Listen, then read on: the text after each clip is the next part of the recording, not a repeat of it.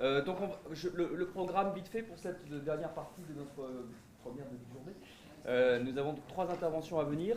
Celle du docteur Gérard Mondrux qui va commencer, qui sera suivie par le docteur Pierre Cory. Comme ils vont parler du même sujet avec le cas de la France et le cas des États-Unis, qui est le traitement à l'ivermectine, on va écouter les 2 communications à la suite et grouper la discussion sur les 2 à la fin. Et il nous restera en toute fin de matinée la communication par Zoom à distance avec Peter McCullough, qui est donc au Texas, et qui va se connecter vers donc midi et demi, ce qui sera 6 heures du matin pour lui. Voilà, Gérard. Oui. Donc, tu ne nous vois pas, mais nous on te voit. Hein, ne t'inquiète pas de ça. Et donc, on va juste monter le son et te passer la parole tout de suite. Voilà, c'est parti. À toi, Gérard. Alors, il y a quelqu'un pour passer les diapos, alors aussi. Ah, tu peux pas partager ton... Je me suis mis sur partage et il me refuse pour le moment. Ça vient, ça vient.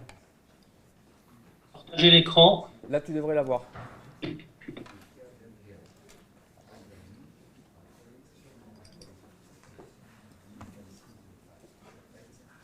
Tu devrais pouvoir partager, là.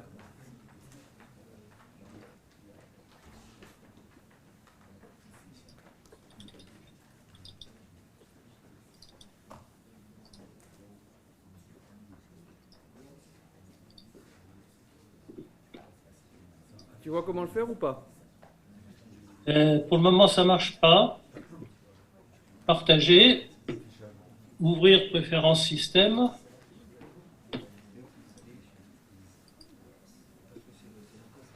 Oui.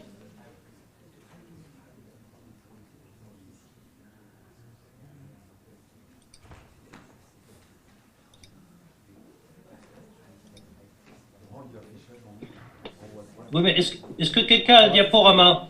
Il y a une autre solution. Si tu le mets Apparemment, ça ne marche pas. Ok, je vais lui donner la main. On cherche, on va essayer de trouver ça. mets le autre. Ouais, c'est ça.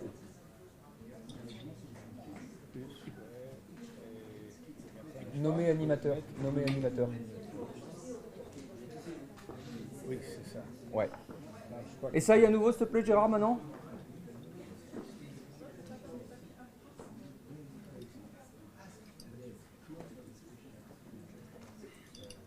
Non, c'est pas Skype. Général, ça marche pas. Tu es l'animateur maintenant, en Sur principe. Skype. Non, c'est Zoom. Zoom, ouais. Mais j'ai...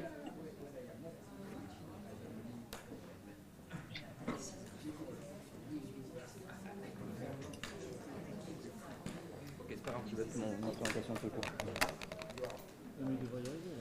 Normalement, tu peux y arriver, mais sinon, je vais préparer ta...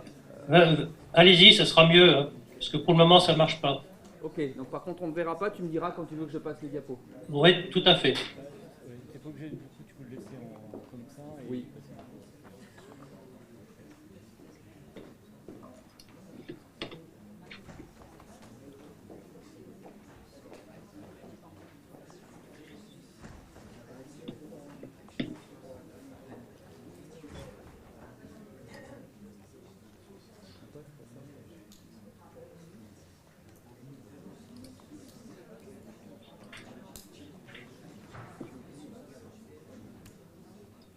Alors, partager l'écran. Il m'envoie sur... Alors, Zoom. Merde. Ok, il y a ton PDF qui est à l'écran, donc tu me dis, c'est parti. Attends, c'est parti. Donc, vous l'avez mis. Ok. Bien, donc merci aux organisateurs, merci aux autres. Désolé de ne pas être là. Malheureusement, c'est Omicron qui en a décidé autrement. Et si j'étais venu imaginer la presse, si...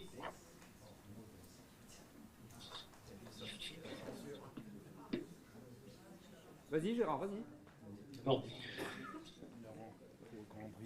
Alors, première diapo, puisque je ne la vois pas, donc avec le coq et le podium.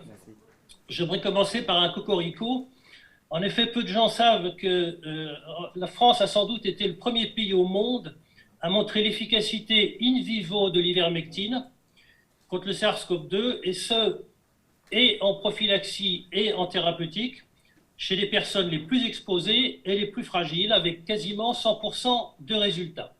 Suivante. Mars 2020.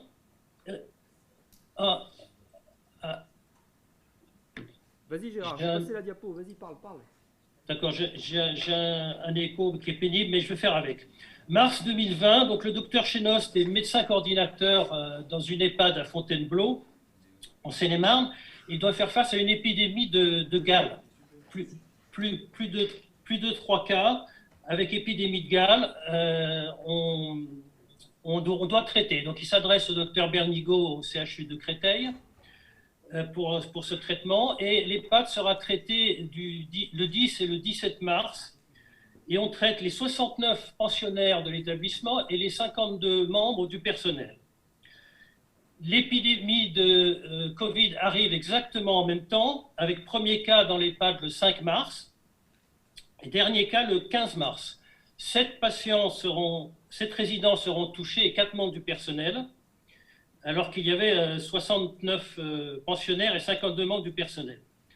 Aucun ne nécessitera d'oxygène, aucun ne sera hospitalisé, il n'y aura aucun décès, alors que dans toutes les EHPAD avoisinantes, c'est 25% de contaminés et c'est une hécatombe. Donc ils se sont aperçus qu'à partir du 5e jour, il n'y a eu plus aucun cas qui est rentré dans l'EHPAD. Le docteur Chenost a voulu poursuivre un peu plus dans d'autres EHPAD. On lui a expliqué qu'il était médecin coordinateur et pas du tout chercheur. Par contre, le docteur Bernigaud a fait un décompte dans les autres EHPAD du département et a décompté 3062 résidents et 150 décès dus au Covid, c'est-à-dire 4,9% de décès contre 0 décès à Fontainebleau. Suivante, avril 2020, autre EHPAD dans la région parisienne, à Fontenay-les-Roses. Là, on est au mois d'avril, début avril, l'épidémie a bien démarré dans l'EHPAD et paraît l'étude de Cali et Drus en Australie. Ça tombe entre les mains d'un des médecins de l'EHPAD, qui est le docteur Pierre Louet, et ça fait tilt. Pourquoi? Parce que Pierre Louet est un des médecins qui connaît le mieux l'ivermectine en France, puisque 30 ans plus tôt, il a participé à des campagnes sur plusieurs dizaines de milliers de patients contre l'herpescercose avec l'ivermectine. Donc il la connaît bien, il sait que c'est totalement anodin, et il est rentré lui-même avec de l'onchocercose, il s'est traité contre l'avis de ses patrons du CHU, et il en a guéri. Donc il décide de traiter ses patients, ses confrères dans l'EHPAD refusent de traiter leurs patients, il y aura en tout 25 contaminés. Lui a 10 patients, il va les traiter les 10, il aura un seul décès, mais au 18e jour, parce que ça avait commencé trop tôt, donc c'est un peu trop tardif. Donc un décès sur 10 au 18e jour. Et par contre, sur les 15 autres, il y aura 5 décès. Donc on est quasiment à 0% d'un côté et 30% de décès de l'autre côté. Donc diapo suivante, en principe on a le coq. Donc c'est là que s'arrête mon cocorico à cause des autorités françaises. En effet, le docteur Louet avait comme président de thèse quelqu'un avec qui il avait gardé le contact, qui est le docteur Delfrécy, professeur Delfrécy, qui se trouve être le président du conseil scientifique.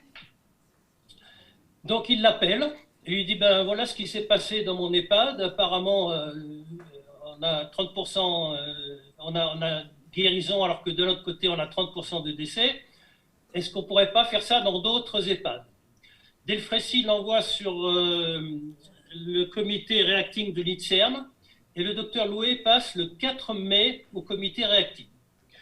Là, on l'expédie un peu rapidement, c'était le seul non universitaire, il était un petit peu gêné. Il n'est pas venu les mains dans les poches puisqu'il est venu avec un accord du groupe Corian pour une étude dans 5 EHPAD et il est venu avec une association qui avait apporté l'argent pour faire cette étude. Le comité réactif l'envoie promener en lui disant que c'était la dernière réunion sur le Covid, que la vague était sur la fin et qu'il n'y en aurait pas d'autres. Par ailleurs, en EHPAD, ben, les gens sont un petit peu âgés, c'est un petit peu normal qu'ils meurent, c'est un petit peu leur destinée. Et puis l'ivermectine est un produit qui est dangereux, qui ne fait rien du tout. Donc voilà pour la fin de ce cocorico. Les autorités françaises, dès le départ, étaient au courant que ça marchait tant en prophylaxie qu'en thérapeutique dans ces EHPAD. Imaginez ce qui se serait passé en 2020 si on avait étendu cette expérience et s'ils avaient seulement essayé de chercher, de voir si ça pouvait marcher. De mon côté, j'ai reçu également beaucoup de témoignages. J'en ai parlé dans le quotidien du médecin, des médecins qui avaient commencé à traiter dès le mois d'avril.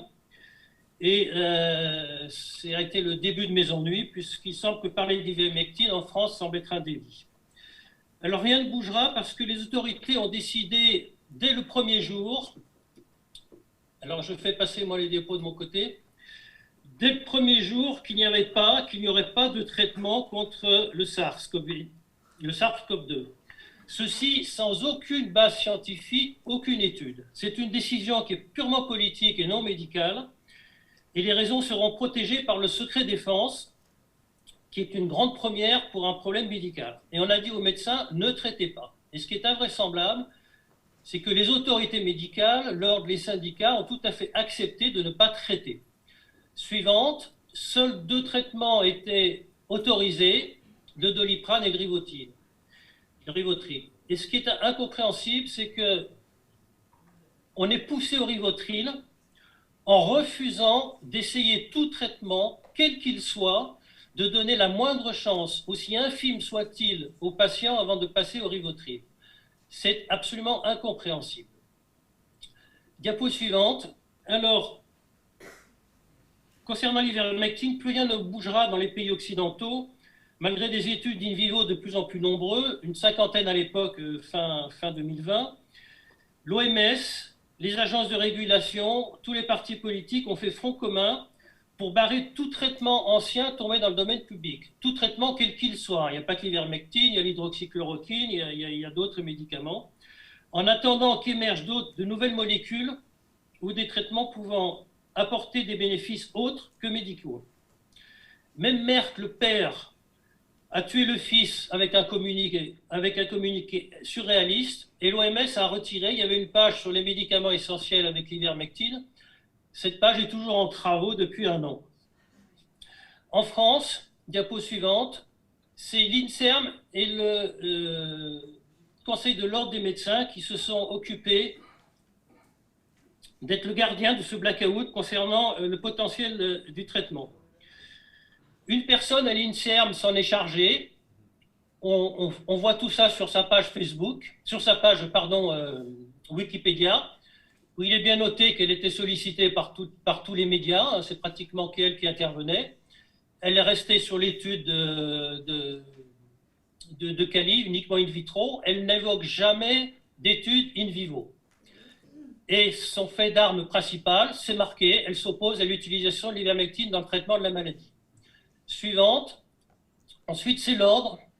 C'est l'ordre qui s'est chargé de faire taire les médecins et de les réduire à un silence déontologique. On n'a pas le droit de parler des traitements, on n'a pas le droit de... Pas dire qu'on n'a pas le droit de traiter, puisqu'ils avaient le droit de traiter, mais on n'a pas le droit d'en parler. Et elle a fait une grosse pression. Moi, j'ai le cas d'un confrère qui, dès début avril, a traité une seule ordonnance. Il a pris 18 mois de suspension. En première instance. Après, ça s'est amélioré. Mais donc, vous voyez la pression qui a été faite par l'ordre sur les médecins pour qu'ils ne traitent pas et pour qu'ils ne donnent pas les résultats de leur traitement.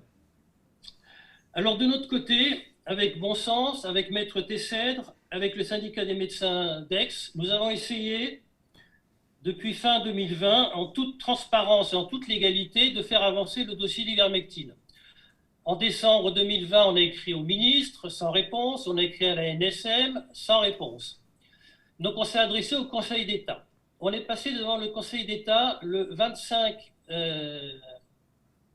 janvier, en référé. Et là, on a été débouté. On a été débouté de manière tout à fait normale. Pourquoi? Parce que pour ne pas être condamné, l'ANSM a écrit et a ouvert le dossier d'ivermectine en vue d'une éventuelle autorisation de mise sur le marché, donc 8 jours avant. Donc cette plainte, ce jugement n'avait plus de raison d'être puisque le dossier était ouvert.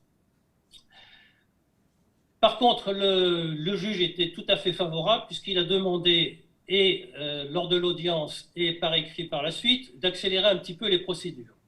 Malheureusement, il n'en a rien été puisque l'ANSM n'a rien accéléré. Elle s'est adressée à personne. Elle a attendu simplement que l'Agence européenne du médicament se prononce. L'Agence européenne du médicament s'est prononcée le 22 ou le 23 mars. Et dans la semaine qui a suivi, l'ANSM a répondu qu'il n'y avait aucune efficacité de l'ivermectine, ni en prophylaxie, ni en thérapeutique. Et pourtant, le docteur Andrew Hill, rapporteur pour l'Agence européenne du médicament, dans les 18 RCT qu'il a sélectionnées comme étant les plus significatives, signalait 75% d'amélioration en ce qui concerne les décès et les symptômes cliniques, donc 4 fois moins de décès.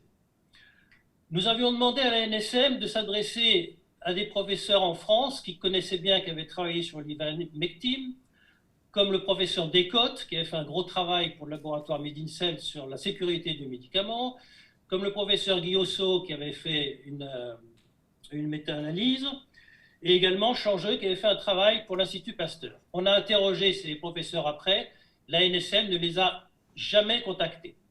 Par contre, on a appris par la bouche d'Andrew Hill que ces conclusions avaient été modifiées par des interventions extérieures.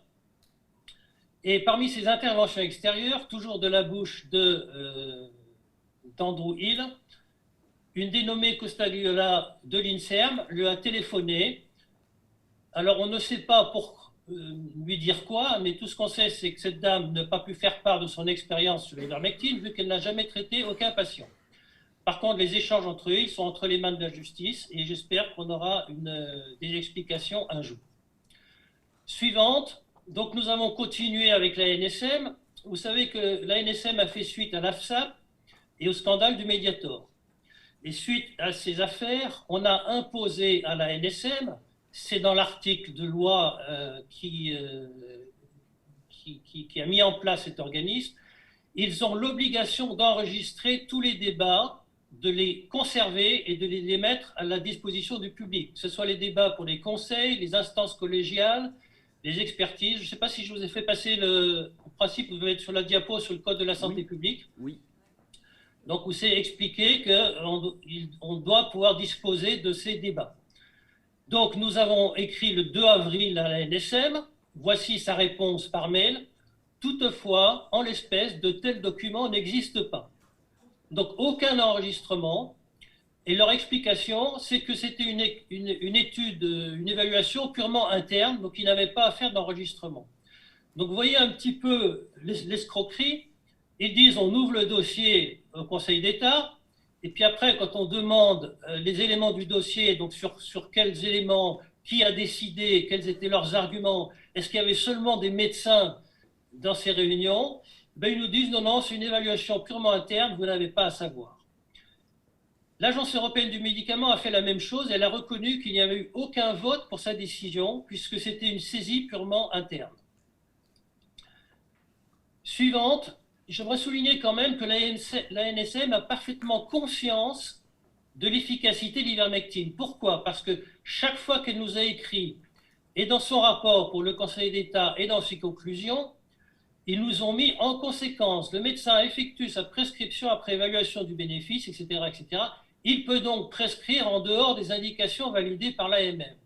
Chaque fois, alors qu'on ne lui le demandait pas, la NSM nous a écrit, mais pourquoi vous nous demandez une RTU qu'on ne peut pas vous délivrer alors que vous pouvez prescrire?